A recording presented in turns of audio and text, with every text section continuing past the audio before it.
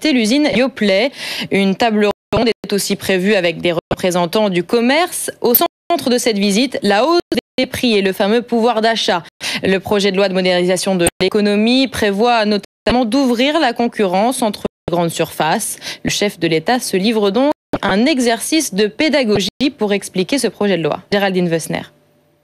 Expliquer et surtout rassurer. Ici à Vienne, Nicolas Sarkozy a fait patiemment la pédagogie de sa réforme. Il a d'abord vu les producteurs, l'usine de yaourt Yoplait, yaourt dont les prix ont flambé très au-delà de la hausse des matières premières. Et puis il a vu tout le monde, distributeurs, élus, petits commerçants, tous inquiets des conséquences possibles de sa réforme. Et devant eux, il l'a martelé, il n'a pas d'autre choix pour faire baisser les prix. Il n'y a pas de raison que les Français soient ceux qui, en Europe, payent le plus cher les denrées alimentaires. Sa loi propose de restaurer de la concurrence en permettant aux fournisseurs et aux distributeurs de négocier librement leurs prix et en assouplissant les règles d'implantation des grandes surfaces, qu'elles n'aient plus besoin d'autorisation jusqu'à 1000 m² pour ouvrir, comme c'était le cas d'ailleurs avant 1996. Il promet de soutenir les petits commerçants pour assurer la transition. Avec cette loi, le gouvernement espère faire baisser les prix d'1,6% et surtout rebooster la croissance. Pour Nicolas Sarkozy, le temps presse. Ici à Vienne, les gens s'inquiètent du niveau de leur pouvoir d'achat.